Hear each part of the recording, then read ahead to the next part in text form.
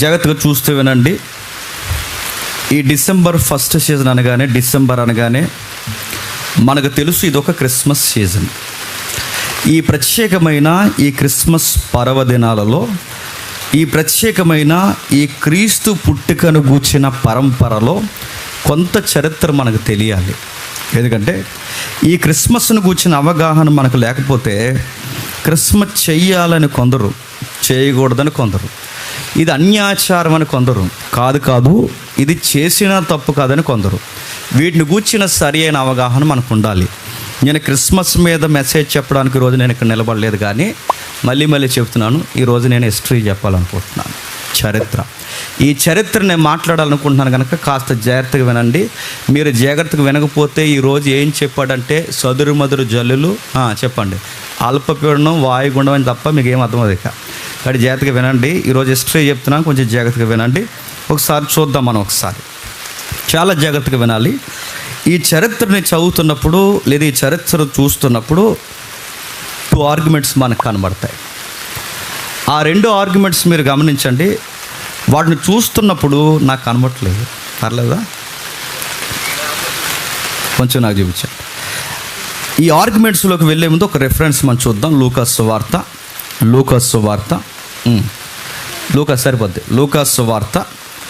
మొదటి అధ్యాయం, లూకాసు వార్త 2వ అధ్యాయం మొదటి వచనం. లూకాసు వార్త 2వ అధ్యాయం మొదటి వచనం.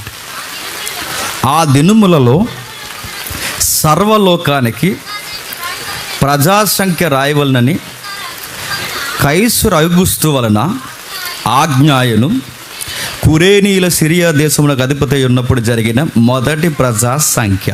ఆగుదాం. ఎందుకు ఈ విషయాలు అని చెప్తున్నామంటే, యేసుక్రీస్తు అనే ఒక జననం, యేసుక్రీస్తు అనే ఒక వ్యక్తిత్వం, యేసుక్రీస్తు అనే ఒక దైవం కల్పిత గాథ, మిథాలజీ అంటున్నారు. మిథాలజీ అంటే మిత్ అంటే ఏంటండి?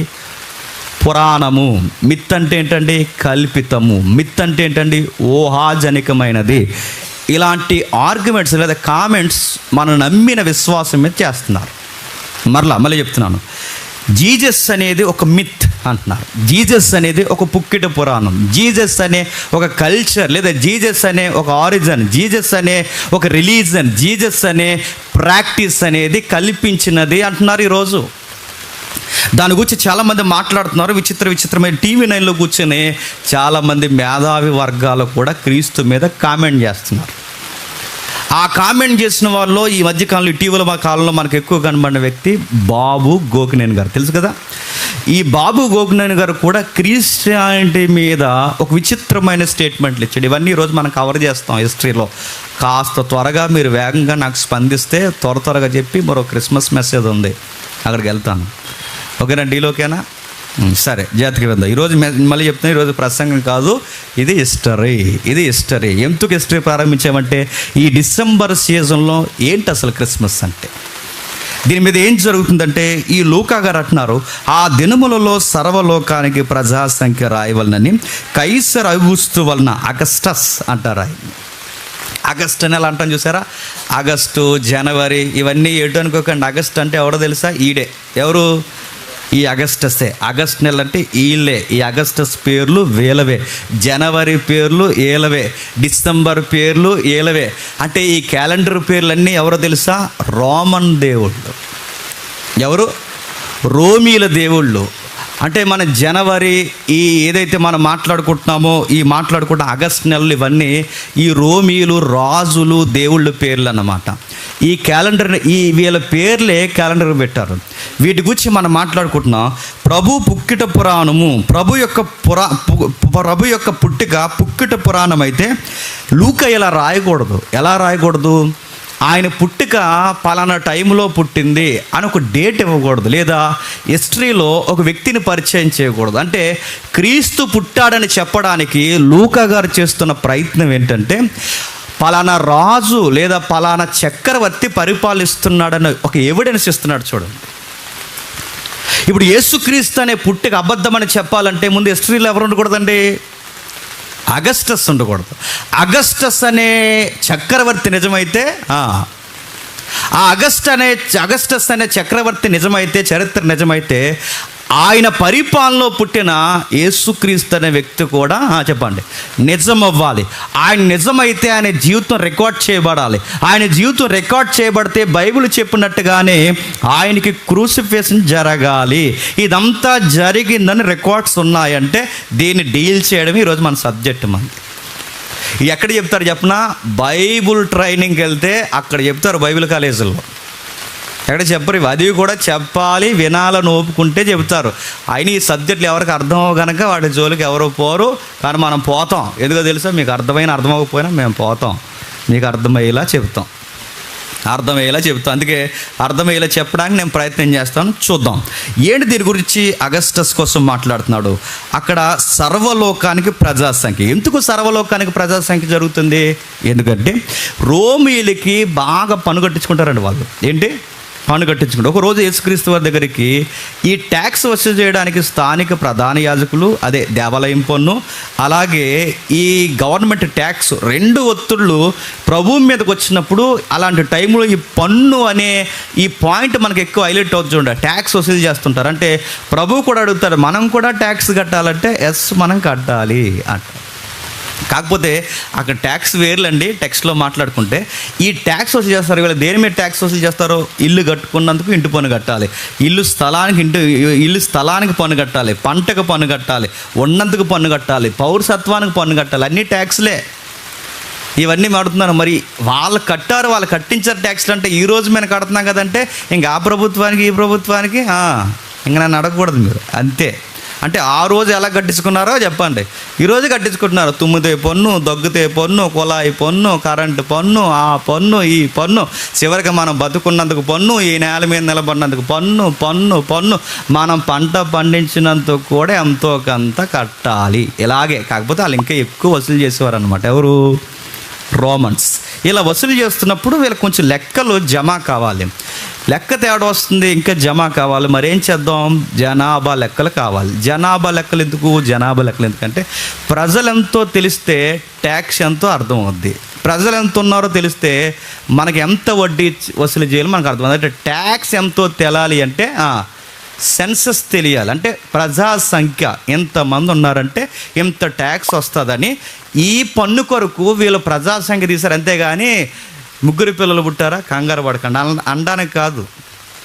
ఇద్దరు పిల్లలు పుట్టారు, ముగ్గురు వద్దు, ఇద్దరు బుద్ధ, ఈ స్లోగన్ చెప్పడానికి అది. మీకు ముగ్గురు పుట్టినా 30 మంది పుట్టినా మీరు ట్యాక్స్ కట్టాలి అని చెప్పడానికి, ప్రజల మీద ప్రాంతం కాదు. చెప్పండి, ట్యాక్స్ వసూలు చేయడానికి వీళ్ళు ట్యాక్స్ వసూలు చేయడానికి ప్రజల్ని ఇబ్బంది పెడుతున్నారు.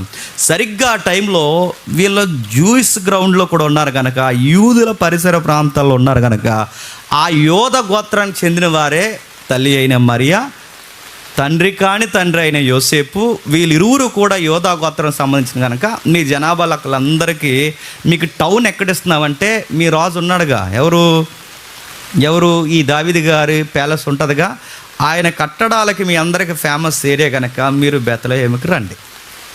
అక్కడికి రండి. అక్కడికి వచ్చి యూదులందరూ మీరు అక్కడ ట్యాక్స్ రాయించుకోండి. అంటే మీరు ఏం చేస్తారంటే మీ జనాభా రాయించుకోండి. ఇదంతా జరగాలని అక్కడ పిలిచారు. సరిగ్గా ఈ జనాభా లెక్కలు జరుగుతున్న టైంలోనే తల్లి గారికి నెలలు నిండిపోయి ఎక్కడో ఆ జనాభా లెక్కల అడవుల్లో కనేసింది. ఇది మనకు బైబిల్ రికార్డ్ ఎక్కడి వరకు అర్థమైంది. అయితే దీన్ని చెయ్యాలా చేయకూడదు అన్నది పాయింట్. ఇది చెయ్యమని ఇంకా నేను చెప్పను, చెయ్యొద్దని నేను చెప్పను. 2 ఆర్గ్యుమెంట్లు ఉన్నాయి. అది మాత్రమే ఈరోజు మనం వింటాం. ఏముంది ఒకసారి చూద్దాం. మీరు జాగ్రత్తగా గమనించండి. 2 ప్రతిపాదనలు ఉన్నాయి. ఈ 2 ప్రతిపాదనలు ఏంటంటే, ఒకటి Christmas is of pagan origin. Pagan అంటే అన్యమత మూలము అని. రెండోది ఏమన్నారంటే ప్యాగన్ ఆరిజిన్ కాదు, అంటే క్రిస్మస్ అన్యమత మూలము కాదు. ఒకరు అంటున్నారు ఇది అన్యుల ఆచారము, క్రిస్మస్ అనేది అన్యులు, ముఖ్యంగా రోమీల ఆచార సాంప్రదాయం నుంచే క్రిస్మస్ వచ్చిందని ఒక తెగ వాళ్ళు అంటున్నారు. మరికొంతమంది ఏమంటారంటే నో అలా అనకండి, ఇది అన్యుల మూలాలకి ఏ సంబంధము లేదు, కాకపోతే టైమింగ్స్ ఒకటి అవ్వడం వలన కొంచెం కన్ఫ్యూజ్ అయ్యారని మరొక పండిత వర్గం ఆర్గ్యుమెంట్ చేస్తున్నారు. అర్థమైందా? 2 బ్యాచ్లు ఉన్నాయన్నమాట. ఒకటి ఏమని, ఇది మనం చేయకూడదు, ఎందుకు, ఇది అన్యాచారాలని ఒక బ్యాచ్. రెండోది ఏమంటున్నారు, కాదు ఇది అన్యాచారాలను ఎందుకు పొరపాటు పడతాం అంటే 2 టైం లైన్స్ ఒకే టైంలో రావడం వలన మనం పొరపాటు పడతాం. సో క్రిస్మస్ అనేది అన్యుల మూలాలకి సంబంధించినది కాదు. ఇది మొదటిది. దీన్ని ఎందుకు పొరపాటు పడతారంటే, లేదా ఎందుకు దీన్ని ఎక్కువ కంపేర్ చేస్తారంటే, మొట్టమొదటిగా క్రిస్మస్ అనేది క్యాథలిక్ల యొక్క మతం నుండి, లేదా క్యాథలిక్ అనే యొక్క ప్రాక్టీస్ నుంచి వచ్చింది అనేది బలమైన వాదన ఉంది. ఎవరు? క్యాథలిక్. ఆ క్యాథలిక్ అనే వాళ్ళ యొక్క మనసుల నుండి బలమైన వాదన వచ్చింది కనుక, వాళ్ళ నుంచి వచ్చింది కనుక వీళ్ళే దీన్ని తీసుకొచ్చేసారు. అంటే క్యాథలిక్స్ అంటే ఈ ఎవరైతే క్యాథలిక్ వేరు, రోమన్ క్యాథలిక్ వేరు. మళ్ళీ ఇది పెద్ద చరిత్ర. క్యాథలిక్ వేరు, రోమన్ క్యాథలిక్ వేరు. ప్రారంభంలో సంఘం అనేవారు కాదు, క్యాథలిక్ అనేవారు. క్యాథలిక్ అంటే సార్వత్రికమైనది అన్నారు. దాని నుంచి విడిపోయిన పదమే రోమన్ క్యాథలిక్ అంటారు. మళ్ళీ రోమన్ క్యాథలిక్ నుంచి విడిపోయిన వర్డ్సే చెప్పండి, ప్రొటెస్టెంటిజం అంటారు. అంటే ఇప్పుడు స్వతంత్ర సంఘాలు ఉన్నాయి చూసారా, మనం అన్నమాట. అంటే ఇలా విడిపోయింది, అంత ఒక చరిత్ర. దాన్ని ఎప్పుడైనా మాట్లాడుకుందాం. ఈ రోమన్ లేదా ఈ క్యాథలిక్లే దీన్ని తీసుకొచ్చారంటారు. ఎలా తీసుకొచ్చారంటే, కొంచెం ఇవి మ్యాచ్ అయ్యే సందర్భాలు మనకు కనబడతాయి. క్యాండిల్స్ వెలిగిస్తారు కదా, ఈ క్యాండిల్స్ వెలిగించడం, బోర్లు ఊదడం, ప్రేమ విందులు పెట్టుకోవడం, ఇవన్నీ రోమిలు చేస్తున్న 3 పండగల్లో ఉంటాయండి. అక్కడ ప్రాబ్లం, మనకు డౌట్ స్టార్ట్ అవుతుంది. వాళ్ళ ఆర్గ్యుమెంట్ ఆలోచిద్దాం ఒకసారి. ఏం జరిగితే 3 పండగలు అంటే, నేను టూకీగా చెప్తాను, అక్కడ తమ్ముడు వేస్తాడు చూడండి. ఇవి కాదు ఆ 3 పండుగలు ఉంటాయి చూడండి. ఈ 3 చూడండి. నేను ఫస్ట్ వర్డ్ చదువుతున్నాను, మీరు అక్కడ చూడండి. వీలైతే తర్వాత చూసుకుంటారు కానీ ముందు ఇక్కడ చూడండి. సాటాన్ అని ఒక దేవుడు ఉంటాడు. 2 జనవరి క్యాలెండర్స్ లేదా కాల్డాస్ అనే ఒక ప్రాక్టీస్ ఉంది. 3వది సోల్ అంటే సన్ అంటే సూర్యదేవుడు. ఇది 3వ పండుగ అన్నమాట. అంటే ఈ 3 పండుగలు ప్రధానంగా జరుగుతాయి. ఎక్కడి నుండి? డిసెంబర్. బాగా వినాలి, డిసెంబర్ నుండి జనవరి వరకు ఈ 3 పండుగలు లైన్గా వస్తాయండి. బాగా వినాలి, డిసెంబర్ నుండి జనవరి వరకు ఈ 3 పండుగలు లైన్కి వస్తాయి. మొట్టమొదటిది సాటాన్ లేదా సార్నియా అని ఈ పండగ ఏదైతే ఉందో, ఇది డిసెంబర్ 17 నుండి 23 వరకు జరుగుద్ది. అంటే తిరణాళ్ళు మాదిరి జరుగుతాయి అన్నమాట, వారం జరుగుతాయి. ఎంత? డిసెంబర్ 17 నుండి 23 వరకు. అంటే ఇది రోమీల దేవత పేరు. దాన్నే సాతాన్ కాదు, సాటాన్ అంటారు దాన్ని. ఈ పేరు మీద జరుగుతుంది. దేవుడు పంటనిచ్చాడు కనుక, దేవుడు పంట ఇస్తాడు, ఈ తొలి పంట పండుతుందిగా, ఈ పంట పొలాలు పండే కనుక ఏడాది అంతా మనకు దిగుబడి బాగా ఇచ్చాడని ఈ పంట పొలాలకు వచ్చిన దిగుబడిని జ్ఞాపకం చేసుకుంటూ ఆ పంట పండునందుకు చేసుకునే పండుగే ఫస్ట్ ఫెస్టివల్ అనమాట. అదే సాటాన్ ఫెస్టివల్ అంటారు. 2వది, ఇందులో ఏం చేస్తారు? ఈ ఫెస్టివల్లో ఏం చేస్తారు? మొట్టమొదటి ఏం చేస్తారు చెప్పిన, క్యాండిల్స్ వెలిగించి నిలబడతారు. మీకు ఏదో గుర్తు రావాలి, చెప్పండి. ఏం చేస్తారు? క్యాండిల్స్ వెలిగిస్తారంటే కొవ్వొత్తులు వెలిగించి, దీపాలు వెలిగించి నిలబడతారు. తర్వాత ఏం చేస్తారు? క్యాండిల్స్ ఆరిపేసిన తర్వాత చెప్పండి, చక్కగా డ్యాన్స్ ప్రోగ్రాలు పెడతారు. ఇవన్నీ మీకు ఎక్కడో స్ట్రైక్ అవ్వాలి.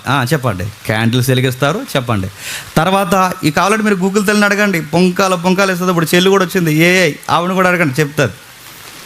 నేను కల్పించుకొచ్చింది కదా, ఇప్పటివరకు నాకు కారులో కూర్చుని రాసుకుని వచ్చాను ఇప్పుడు మీకు చెప్పాలని. ఇంకా అందులో మొట్టమొదటిది క్యాండిల్ సర్వీస్ చేస్తారు. మరి మనం కూడా చేస్తున్నా అంటే మన డెఫినేషన్ మనకు ఉందలేండి, తర్వాత చూద్దాం, తర్వాత కూడా వేరు.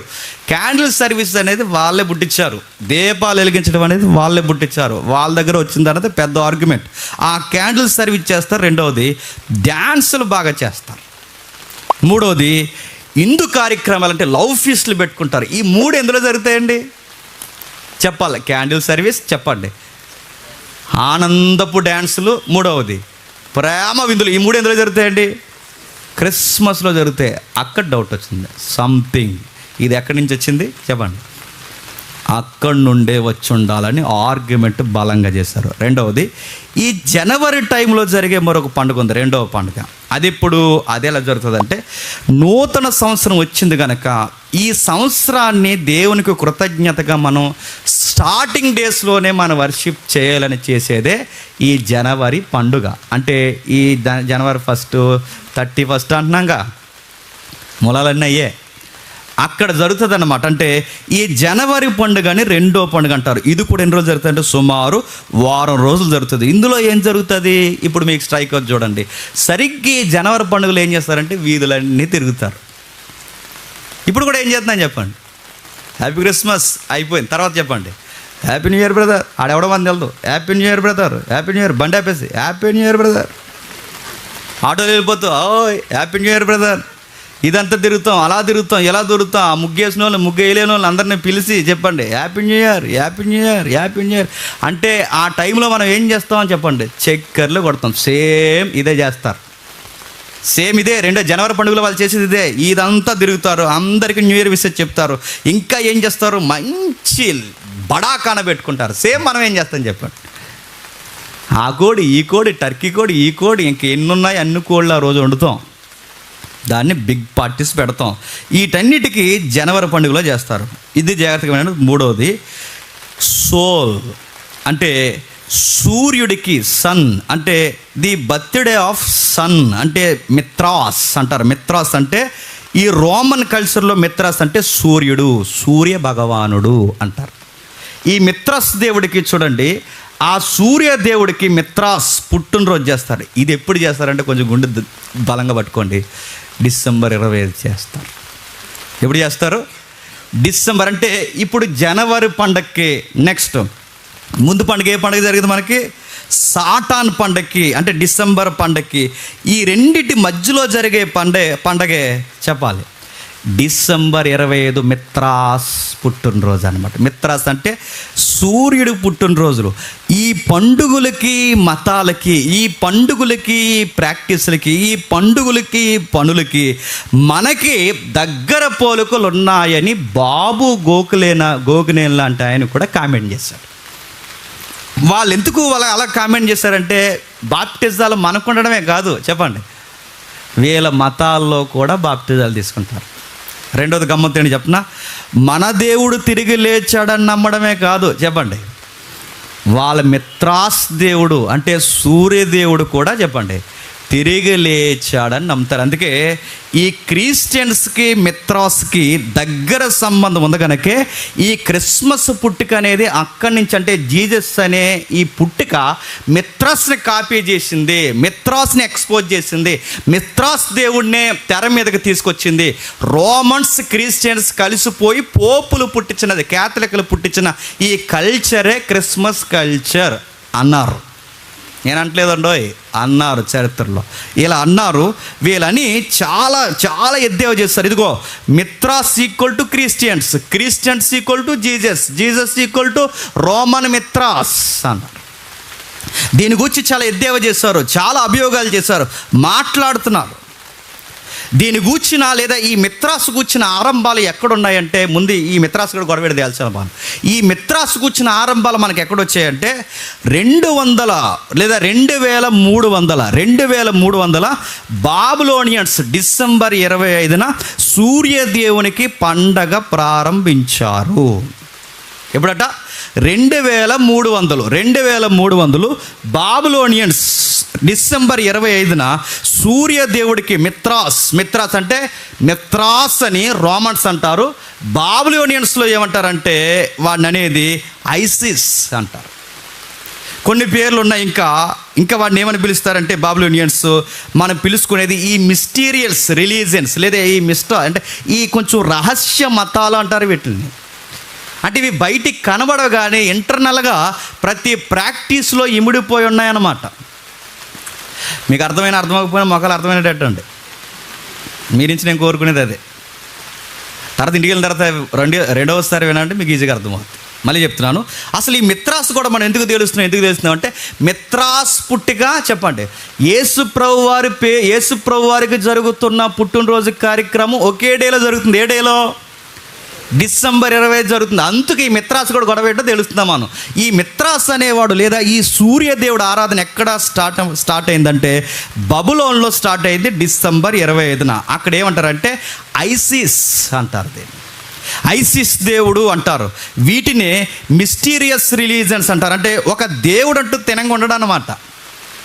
ఆ దేవుడే చచ్చిపోతాడు, ఆ దేవుడే పుడతాడు, ఆ దేవుడు లెగిస్తాడు. ఇంకా దాన్ని మిస్టీరియస్ రిలీజన్ అంటారన్నమాట. దానికి ఒక పట్టాన్ని మనకు అర్థమవుతుంది.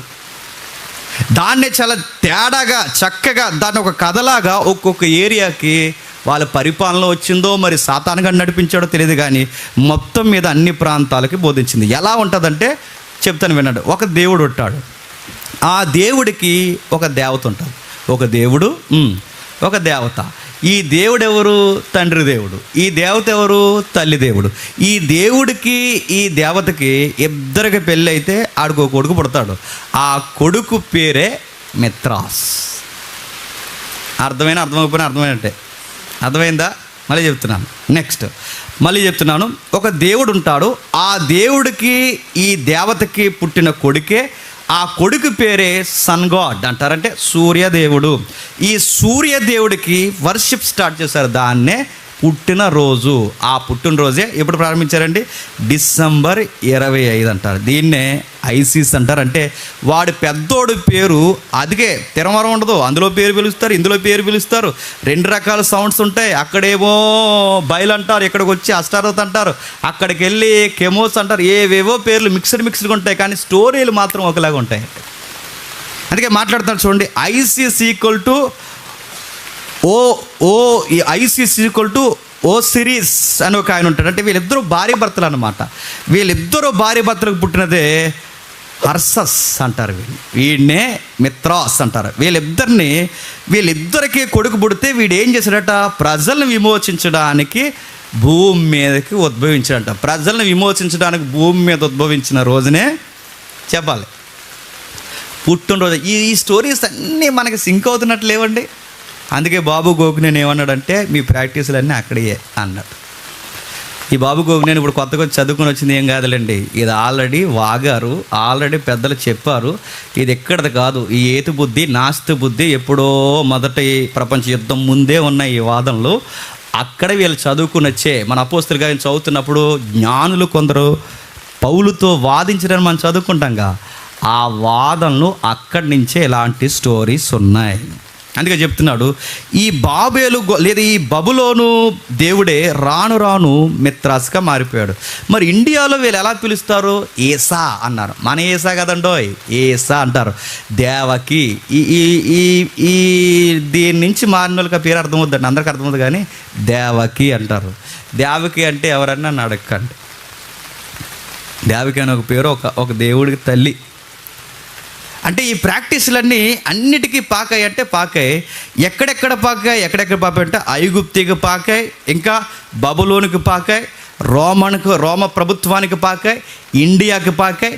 మన ఇండియాలో ఏమంటారంటే దేవకి అంటారు. ఏసా కొడుకు పేరు ఏసా, కొడుకు పేరు ఏసా.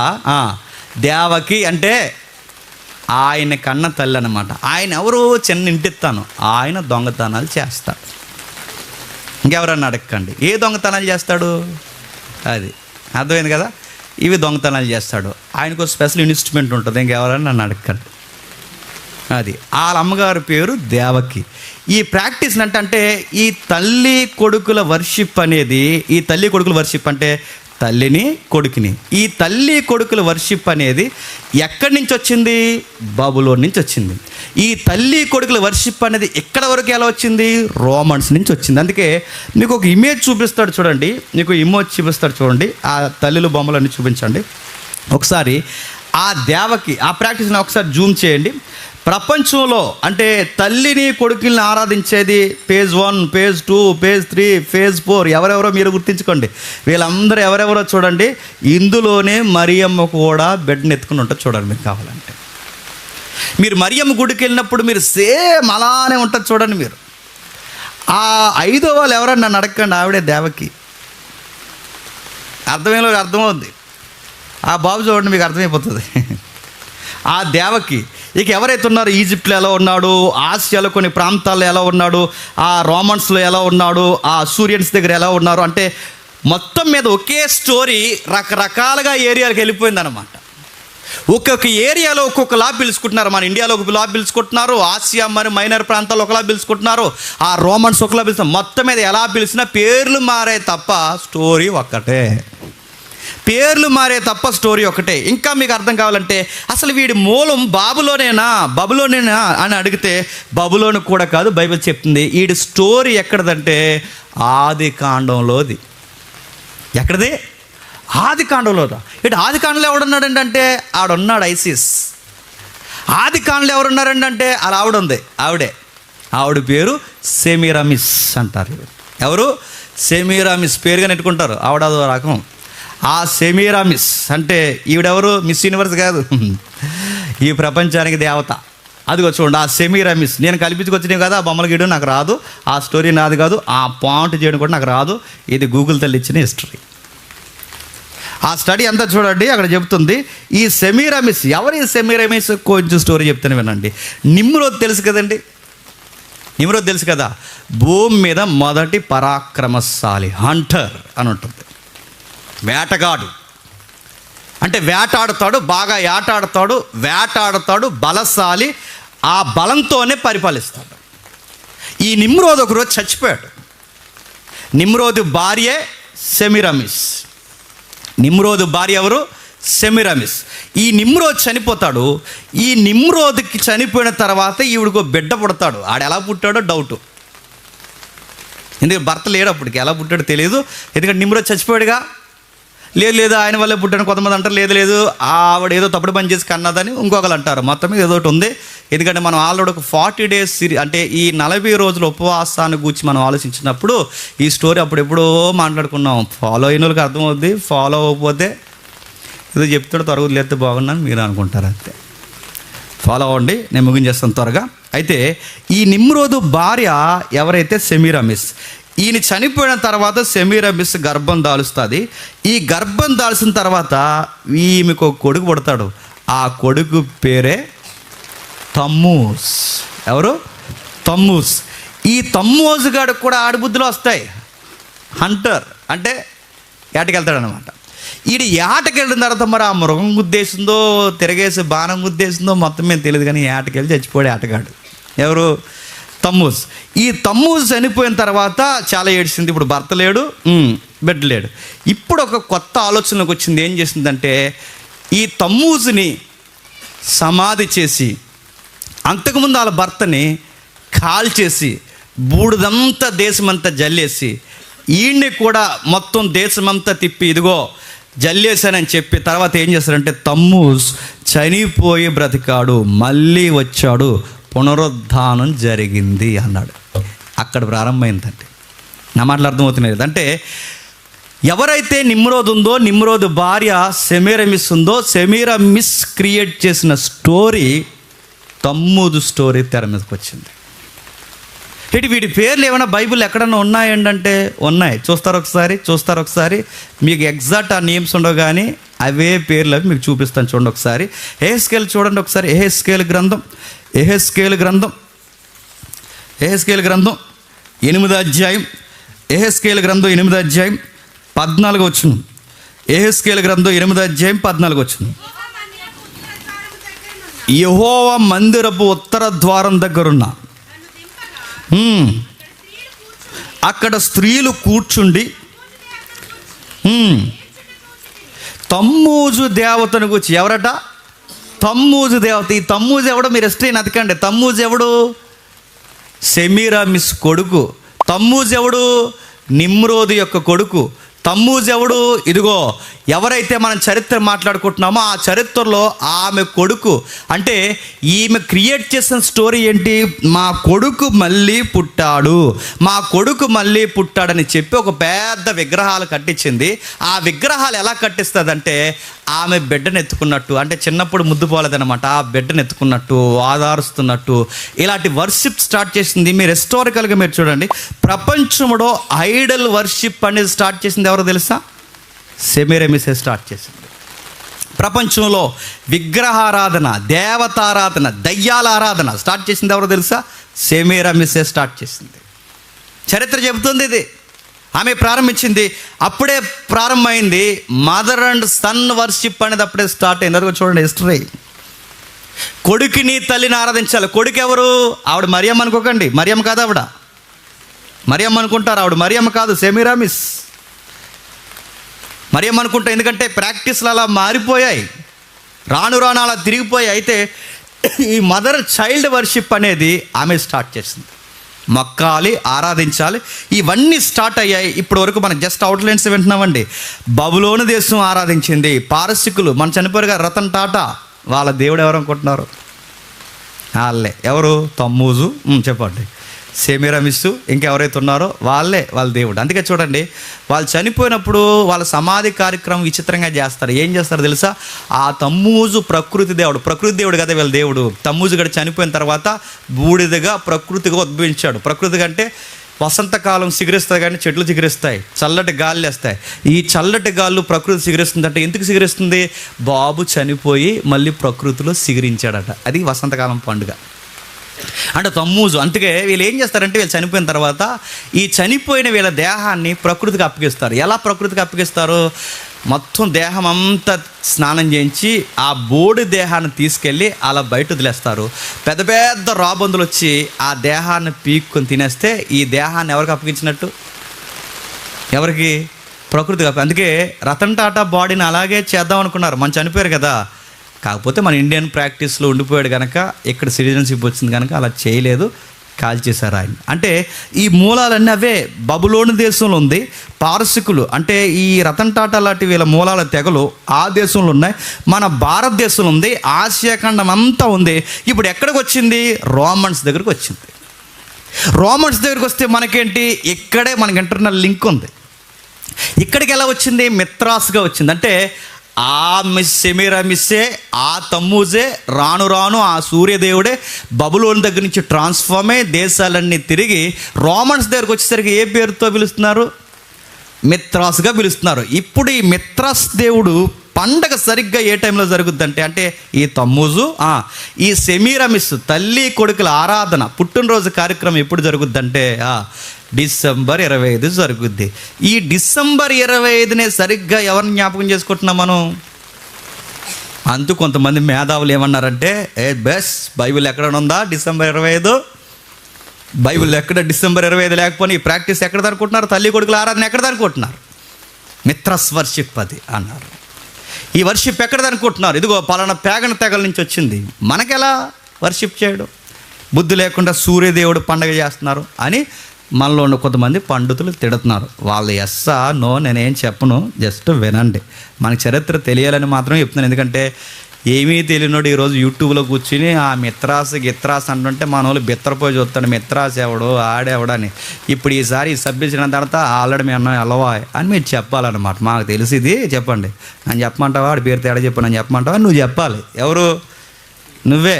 అందుకని నువ్వు క్యాండిల్ సర్వీస్ రెడీ అయిపోకూడదు, గుర్తుపెట్టుకో, నువ్వు చెప్పాలి. అందుకే చెప్తున్నాను. ఇప్పుడు ఈ రోమన్ చరిత్రలో మిత్రాస్ అనేది వచ్చాడు. ఈ మిత్రాస్ అనేవాడు వచ్చిన తర్వాత సరిగ్గా రోమన్ దేవుడు క్రీస్తు శకం 70లో డిసెంబర్ 17 రోమన్ దేవుడు సాటాను లేదా ఈ సాటాన్ అనే ఈ దేవుడి పేరు మీద పండుగలు ఆరంభమై సుమారు అలా ప్రారంభమై కొన్ని 100 సంవత్సరాలు నడిచాయి. అయితే క్రీస్తు శకం 150 వచ్చేసరికి, క్రీస్తు శకం 150 వచ్చేసరికి దీనిలో కొంచెం మార్పులు చేర్పులు వచ్చాయి. ఏమైంది? డిసెంబర్ 25 మిత్రాస్ పుట్టినరోజుని ప్రారంభించిన ఈ పుట్టినరోజుని ఒక రాజు వచ్చి రద్దు చేశాడు. ఇక ఈ పుట్టినరోజులు చేయకూడదు, ఇలాంటివి చేయడానికి వీలు లేదు, వీటికి మనకి సంబంధం లేదు, వీటిని ఆపేయండి అన్నాడు. అప్పటి వరకు మిత్రాస్ పుట్టినరోజు జరుగుతుంది డిసెంబర్ 25. ఈ రాజు వచ్చిన తర్వాత ఆపేయండి, ఇంకా పండగలు లేవు, పబ్బాలు లేవు, ఇలాంటి చేయడానికి వీల్లేదు, అన్యాచారాలు చేయకూడదు అన్నాడు.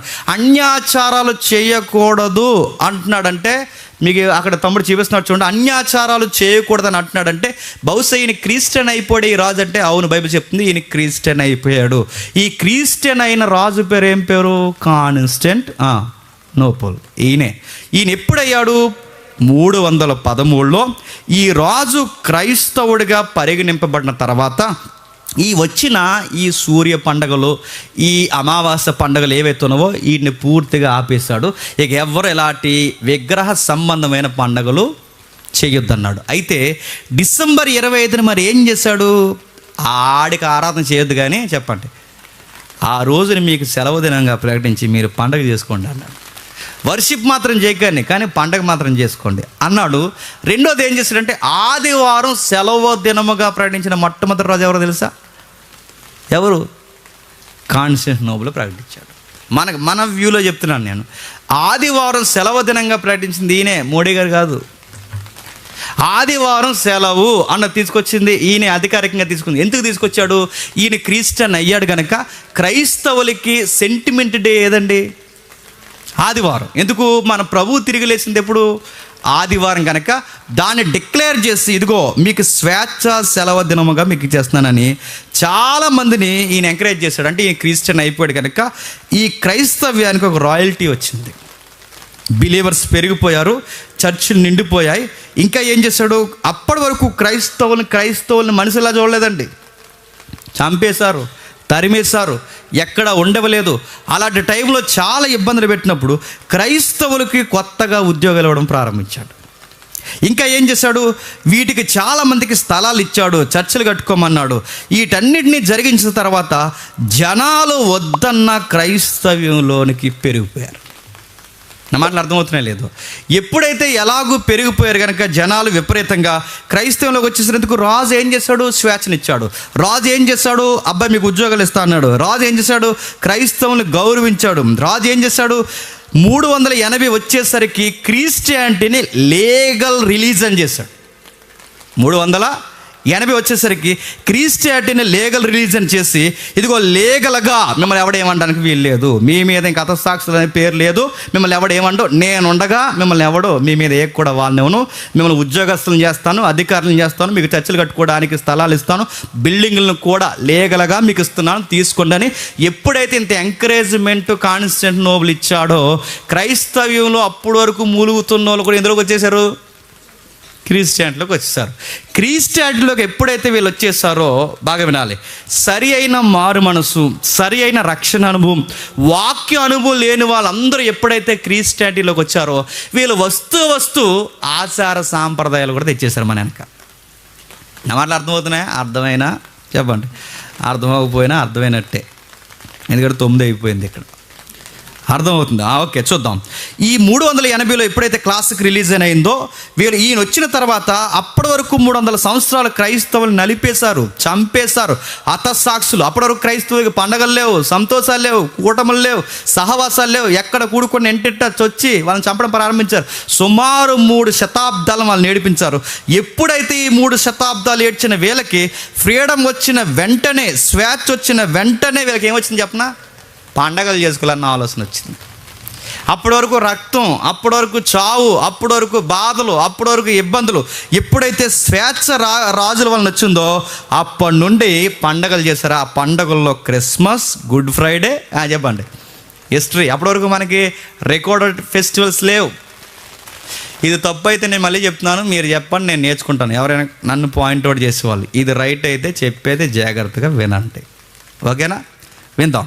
ఈ 3 పండుగలు వచ్చాయి. మీకు డౌట్ వచ్చేయాలి, ఇదంతా వినకుండా పూర్తిగా వినకుండా మనం ఏమంటాం అంటే ఇంతకీ 20 చేయకూడదు చెప్పండి, ఇంటికి వెళ్ళిపోతాం అంటారు మీరు. అది వినాలంటే చెప్పండి ఇంకా వినాలి. చేయాలా చేయకూడదంటే విందాం ఒకసారి. ఏం జరిగిందంటే ఎప్పుడైతే ఇది లీగల్ అయిందో చాలామంది వచ్చేసారు, చాలామంది జాయిన్ అయిపోయారు. వచ్చిన వారికి సరి అయిన మారు మనసు లేదు కనుక అన్య ఆచారాలు, అన్య ప్రభావాలు తీసుకొచ్చి ఇందులో కలిపేశారు. సరిగ్గా పాలిగన్ అనే సంఘ నాయకులు అంటే 2వ శతాబ్దం 3వ శతాబ్దం ఈ నడుమ శిష్యులు అలా విస్తరిస్తూ వస్తున్నప్పుడు ఈ రాజు తర్వాత పాలిగన్ లాంటి పెద్దలు, సంఘ పెద్దలు ఎవరైతే వచ్చారో వీళ్ళు ఏమన్నారంటే మనం పుట్టినరోజు చేసుకోవచ్చా అని గట్టిగా అడిగాడు. పాల్గన్ అనే ఈ పెద్దలు, సంఘ పెద్దలు ఏమన్నా మనం పుట్టినరోజు చేసుకోవచ్చా? పుట్టినరోజు బైబిల్ ఎవరు చేసుకున్నాడు? ఫరో చేసుకున్నాడు, అంతే కదా? ఆయన చెప్పింది రైటే. ఎవరు చేసుకున్నాడు? ఫరో చేసుకున్నాడు. ఇంకెవరు చేసుకున్నాడు? ఆ ఎస్తేరు యజమాని ఎవరు? ఆశ్వర్యం చేసుకున్నాడు. ఇంకెవరు చేసుకున్నారు? ఏ రోజు చేసుకున్నాడు. పుట్టినరోజులు ఎవరు చేసుకుంటున్నారు? అన్యులు చేసుకుంటున్నారు. మనం ఎందుకు చేసుకోవాలని ఈ పెద్ద నిలదీసి కడిగి పడేసాడు సంఘాన్ని. అందుకే మనమే పుట్టినరోజు చేయకూడదని మీరెవరా మన దేవుడికి పుట్టినరోజు చేస్తా అంటున్నారు అని అడిగాడు. మనకు పుట్టినరోజు చేయడానికి వీలు లేదు, అసలు మనకు పుట్టినరోజు లేవు. మనం హైలైట్ చేయాల్సింది బర్త్డే కాదు, డెత్డే అన్నాడు. ఏడే మనం హైలైట్ చేసింది ప్రభువుని బర్త్డే కాదు, మరి డెత్డే హైలైట్ చేయాలి. దాని గురించి ఎక్కువ మాట్లాడే మనకి ఇంపార్టెంట్, మన పితరులు మనకి ఇచ్చిన మూలం ఏదన్నా ఉంది అంటే బర్త్డే కాదు, ఆయన డెత్డే హైలైట్ చేయాలి అని చాలా గట్టి ఆర్గ్యుమెంట్ చేశాడు ఆయన. ఎప్పుడైతే వీళ్ళ గురించి మాట్లాడడం మొదలుపెట్టారో ప్రజలు విన్నప్పుడు కొంచెం సర్దుకున్నారు. మళ్ళీ ఏం చేశారంటే లేదు లేదు లేదు చేయడం తప్పేముందని మళ్ళీ వీటి అడుగులు వేయడం ప్రారంభించారు. అయినా ఒక విషయం మనం గమనిస్తుంది, ఇలాంటి వారు ఆర్గ్యుమెంట్ చేసినప్పుడు వాళ్ళ నేరుగా ఆ రోజు ఈరోజు కూడా నేరుగా క్వశ్చన్ అడుగుతారు. అపోస్తలులు ఎక్కడైనా క్రిస్మస్ చేశారా అంటారు, చూసారా? ఇదే క్వశ్చన్ ఆయన అడిగాడు. ఎవరు?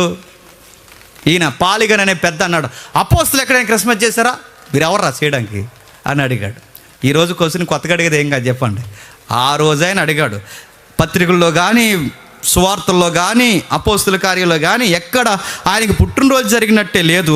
మనం చెప్పుకుంటే మన హతసాక్షుల సాక్ష్యం చెప్పుకోవాలి, మనం చెప్పుకుంటే మన ప్రభు యొక్క పునరుద్ధానాన్ని గురించి చెప్పుకోవాలి, కానీ పుట్టుకకి పుట్టినరోజు చేయడం ఏంటి అని గట్టిగా అడిగారు. ఇది జరిగింది. అయితే ఇప్పటి వరకు మనం మాట్లాడుకున్నది ఆర్గ్యుమెంట్ 1. మాటలు అర్థమవుతుంది లేదు. ఇప్పటివరకు మనం వాదించింది ఏంటి? మొదటి వాదోపవాదన విన్నాం. ఇప్పుడు రెండో జస్ట్ విని ముగించేద్దాం. రెండవది ఇంతవరకు బాగానే ఉంది. ఇక్కడి వరకు మనం వచ్చిన తర్వాత రెండో ఆర్గ్యుమెంట్ కూడా బలంగానే ఉందండోయ్. వీళ్ళది ఎంత బలంగా ఉందో వాళ్ళది కూడా అంత బలంగా ఉంది. అందులో పోప్ జూలియస్ I ఈయన ఏమంటాడంటే డిసెంబర్ 25 మిత్రాస్ని ఆరాధించమని మీకు రాజు చెప్పాడా? చాలా నేరుగా అడిగాడు. మిత్రాస్ని ఆరాధించమని రాజు చెప్పాడా? లేదా అది సెలవు దినం గనక మన ప్రభువుని ఆరాధించినా తప్పు కాదని మనం చెప్పుకుంటున్నామా? మీకు ఏమర్థమవుతుందంటే 25న ఆరాధించినంత మాత్రాన మిత్రాస్ని ఆరాధించినట్టు ఎలాగైపోద్ది? ఇప్పుడు క్యాలెండర్లో రోజుకొక క్యాలెండర్లో డేట్కి ఒక డెఫినేషన్ ఉందండి ఈ రోజుల్లో. క్యాలెండర్లో డిసెంబర్ 1 ఏంటండి? AIDS day. డిసెంబర్ 2 ఏంటండి? ఏదో ఉంది. అక్టోబర్ 2 ఏంటండి? తాతగారు పుట్టారు. ఇంకా రకరకాలు ఉన్నాయి కదండి. ప్రతి క్యాలెండర్లో ఒక డేట్ ఉందా? చిల్డ్రన్ డే ఉంది, పెద్దల డే ఉంది, ఫాదర్స్ డే ఉంది, మమ్మీ డే ఉంది, కపుల్స్ డే ఉంది, లవర్స్ డే ఉంది. ప్రతి డేట్కి ఒకటి ఉందా లేదా? ఇప్పుడు ఆ డేట్లోనే మనం ఏదైనా చేసుకుంటే రే లవర్స్ డే చేస్తున్నావేట్రా అనొచ్చా? ఇప్పుడు ఆ డేట్లో డిసెంబర్ 1 పుట్టాడు అనుకోండి, డిసెంబర్ 1 ఎవడైనా పుట్టాడు అనుకోండి, ఆడు ఎయిడ్స్ పిల్లగాడు అంటే వాడిని అనొచ్చా? అంటే మీకు అర్థమవుతుందో లేదంటే ఈయన గట్టిగానే వాదించాడు. ఎవరైతే పోప్ జూలియస్ I ఉన్నాడో ఆయన ఏమన్నాడంటే డిసెంబర్ 25 మిత్రాస్ పుట్టినరోజు అయినంత మాత్రాన అదే రోజు యేసుక్రీస్తుకి ఆరాధన చేస్తే మిత్రాస్ పుట్టినరోజు అయిపోద్దా? అదే పుట్టినరోజు అయిపోద్దా? అది వాళ్ళ వ్యూ, మంద కాదుగా అన్నట్టు. సెలవు దినాన్ని ఇలా పర్వదినం ఉపయోగించుకోవడం తప్పేంటి అని జూలియస్ ఫస్ట్ స్టేట్మెంట్ ఇచ్చాడు. ఇంకేమన్నాడు? డిసెంబర్ 25 కాన్స్టాంటినోపుల్ వరే ఈ సూర్యదేవుడినే క్రీస్తు దేవుడిగా ఆరాధించుకోండి అని ఎక్కడన్నా రికార్డు చూపించండి అని అడిగాడు. ఇప్పుడు చాలామంది అడుగుతారు కదా, కాన్స్టాంటినోపులే ఏం చేశాడట? కాన్స్టాంటినోపులే మిత్రాస్ని ఆరాధించమని చెప్పాడని అడుగుతాను. ఎక్కడన్నా అలా చెయ్యండి అని రికార్డెడ్గా శాసనం చేసి చెప్పాడా? చెప్పలేదు. మనం అనుకుంటున్నాం, ఎందుకంటే ఇవి మిస్టీరియస్ రిలీజియన్స్లో ఒకదానికి ఒక ఇంటర్నల్ లింక్ ఉన్నాయి కనుక ఇంచుమించు ఆ ఛాయలు కనబడుతున్నాయి కనుక అవే వచ్చేసాయి అనుకుంటున్నామే తప్ప నిజానికి ఎవరు రికార్డెడ్గా మిత్రాస్ని ఆరాధించమని ఎక్కడని చెప్పారా అని అలా అన్నారు. నేను కదా, ఎవరు? ఆ రెండో ఆర్గ్యుమెంట్ చేసేవాళ్ళు. ఇక రెండవది ఇంకేం చెప్తున్నారు వాళ్ళు? కాన్స్టాంటినోపుల్ మారకముందే, ఇది జాగ్రత్త వినండి, అంటే రాజు మారకముందే సంఘంలో ఉన్న కొంతమంది పితరులు, అంటే రాజు మారకముందే సంఘంలో ఉన్న కొంతమంది పితరులు యేసు ప్రభు డిసెంబర్ 25 లెక్కలేయడం చూచాయిగా చెప్పారు. నేను కన్ఫర్మ్ చేయట్లేదు, చూచాయిగా లెక్కలు చెప్పారు. ఏం చెప్పారు? నెక్స్ట్ ఇమేజ్ చూపించముడు ఏం చెప్పాడు మీరు అక్కడ చూడండి, నేను చెప్తుంటాను. ఏం చెప్పారు? జాన్ క్రిస్టోస్ అనే ఆయన 4వ శతాబ్దంలో ఏమన్నాడంటే మిత్రాస్ గారి పుట్టినరోజు ఎలా అవుద్ది, అసలు ఆ వర్డ్ అడిగి సెట్ అవ్వదు అన్నాడు. ఎందుకు సెట్ అవ్వదంటే మిత్రాస్ అన్నవాడు నిజంగానే పునరుద్ధానం చెందాడా, జయించాడా? ఆడు అవ్వలేదు. ఆడు జయించలేదు కనుక ఆడు పుట్టలేదు. ధూళిలో ధూళి, బూడిదలో బూడిద. ఆడు పుట్టలేదు, గిట్టలేదు, వాడు లేవలేదు. అలాంటోడికి విజయశాలని ఎలా పేరు పెట్టగలం? విజయం సాధించిన మరణం మీద ఎవరైనా ఉన్నాడంటే చెప్పండి, మన దేవుడు. అలాంటి దేవుడు, మన దేవుడు పుట్టాడు కనుక వీడికి ఆయనకి పోలికేంటి? ఏదైనా విజయశాల అనాలంటే మన ప్రభువుని అనాలి కనుక వాడిని అనడం ఏంటని ఎటకారం చేశాడు. ఎవరు?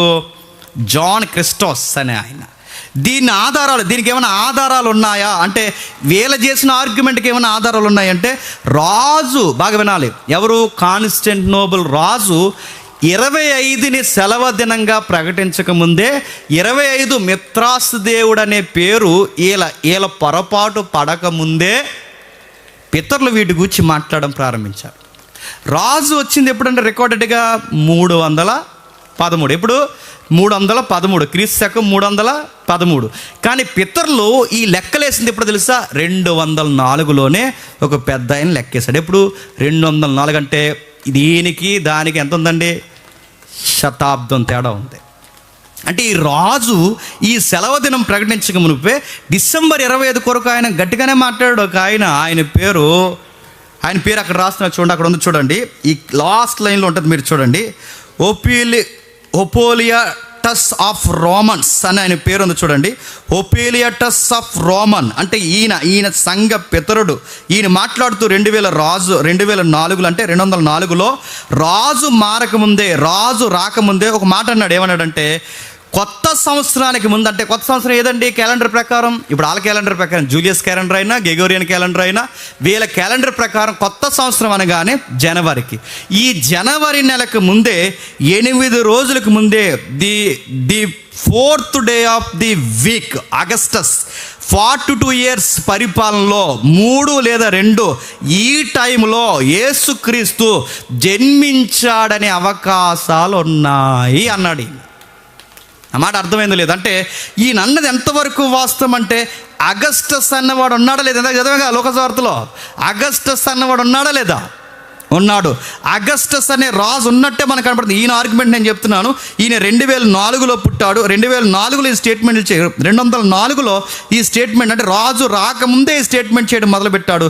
ఎప్పుడు చేస్తున్నాడు? ఏమంటున్నాడంటే 42 అంటే 42 సంవత్సరాల పరిపాలన చేస్తున్నప్పుడు అగస్టస్ ఎవరు?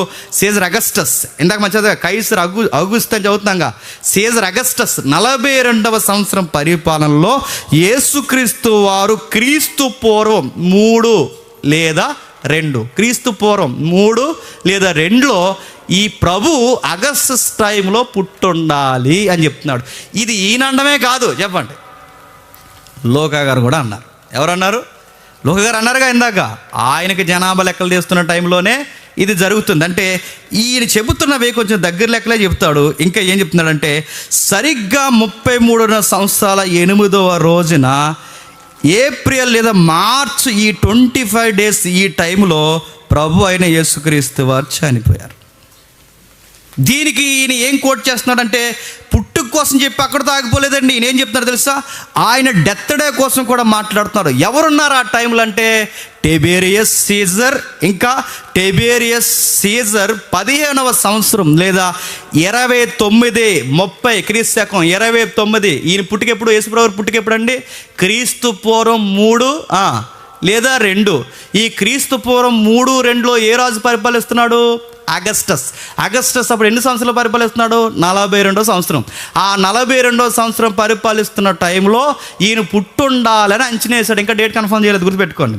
అంటే దీన్ని కన్ఫర్మ్ చేయడానికి చూచాయిగా ఆయన ఏమంటాడంటే, 8 రోజులు అంటే కొత్త సంవత్సరానికి ముందు 8 రోజులు. ఇప్పుడు జనవరికి 8 రోజులు వెనకపోతే ఏమొస్తుందండి అంటాడన్నమాట ఆయన ఏమంటాడంటే, ఈయన మాట్లాడితే ఏమంటాడు? ఆయన పుట్టుకే కాదు, ఆయన మరణం కూడా వాస్తవమే. ఎందుకంటే టెబేరియస్ సీజర్ 15వ సంవత్సరం లేదా క్రీస్తు శకం 2930లో ఆయన చనిపోయాడు. ఇంకెవరున్నారంటే, రొబేలియన్ ఉన్నాడు, సీజర్ గయాస్ ఉన్నాడు, గయస్ థియస్ ఉన్నాడు, సాటన్ ఉన్నాడు. ఇంకెవరున్నారు? చాలామంది వీళ్ళు ఆ రోజుల్లో అధికారులుగా పనిచేస్తారు. ఎంతమంది ఉన్నారు కనుక ఆయన పుట్టుక నిజమే, చెప్పండి, ఆయన మరణము నిజమని రాజుల పరిపాలన తెర మీద తెచ్చాడు. అంటే వాళ్ళు గట్టిగానే వాదిస్తున్నారు. ఎవరు? అన్యాచారాలు అన్నవారు. వీళ్ళు కూడా చెప్పండి గట్టిగానే వాదిస్తుంది. అంటే రెండు వాదనలు ఉన్నాయి. ఇంకా ఏముంది?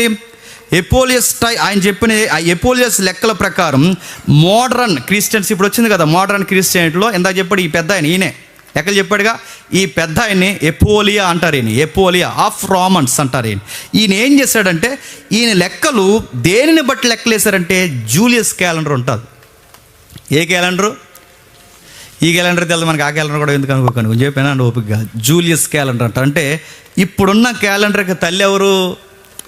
జూలియస్ క్యాలెండర్ అన్నమాట. ఈ జూలియస్ క్యాలెండర్ ఏదైతుందో ఈ క్యాలెండర్ని బట్టి లెక్కేశాడు ఎవరు? ఇప్పుడు ఈయన చెప్పాడు కదా, ఆగస్టస్, ఇంకా ఎవరున్నారు? టెబేరియస్. ఈ రోజులు లెక్కలేసి ఇదిగో కొత్త సంవత్సరానికి 8 రోజులు వెనక్కి వెళితే, కొత్త సంవత్సరానికి 8 రోజులు వెనక్కి వెళితే సరిగ్గా 25 వస్తుంది అని లెక్కలేసాడుగా. దీనికి గట్టి కౌంటర్ పడ్డ. దీనికి ఏం కౌంటర్ వేశారంటే మోడర్న్ ప్రాక్టీస్కి వచ్చేసరికి క్యాలెండర్ని మార్చారు. ఎందుకు క్యాలెండర్ మార్చారు? మనకి లీప్ ఇయర్స్ ఉంటాయి తెలుసు కదా. ఈ లీప్ ఇయర్స్ వచ్చినప్పుడు నిమిషాలు తేడా వస్తాయి. సుమారు 11 నిమిషాలు తేడా వచ్చిందంటే వాళ్ళు వేసిన సూర్యుని బట్టి లెక్కేసిన క్యాలెండర్లో టైమింగ్ తేడా వచ్చింది. లీప్ ఇయర్స్ పెరిగేసరికి ఈ శతాబ్ద కాలం దాటేసరికి చాలా వ్యత్యాసం వచ్చేస్తుంది. సుమారు ఎన్ని రోజులు వచ్చిందంటే 13 రోజులు తేడా వచ్చింది ఆ క్యాలెండర్కి ఈ క్యాలెండర్కి. ఎన్ని రోజులు? 13 రోజులు. అంటే జూలియస్ క్యాలెండర్లో కొంచెం తప్పులు ఉన్నాయి. క్యాలెండర్ని కొంచెం రైట్ చేయాలని 1582లో పోప్ గ్రెగేరియన్, ఎవరు? పోప్ గ్రెగేరియన్ అనే ఆయన ఇది కనిపెట్టి 13 రోజులు తేడా ఉందని చెప్పి ఈ ఎవరైతే ఉన్నారో రోమన్ క్యాథలిక్లు, గ్రెగోరియన్ వీళ్ళందరూ కలిసి ఈ క్యాలెండర్ని మార్చి తప్పులు సరిచేసి ఇప్పుడున్న క్యాలెండర్ని తెర మీద తీసుకొచ్చారు. ఇప్పుడు చెప్పండి, ఇప్పుడు క్యాలెండర్లో 13 రోజులు తేడా ఉందంటే ఇప్పుడు పెద్ద ఆయన చెప్పిన లెక్కల ప్రకారం లెక్క తేడా వస్తుందా? రాదు. ఇప్పుడు 25 వస్తుందా? రాదు. ఇప్పుడు ఆయన లెక్క దేని బట్టి చెప్పాడు? అక్కడి నుంచి 8 రోజులని చెప్పాడు. అక్కడి నుండి 8 రోజులు అంటే ఇప్పుడు 13 రోజులు తేడా వచ్చిందంటే బహుశా నెంబర్ మారిపోద్ది.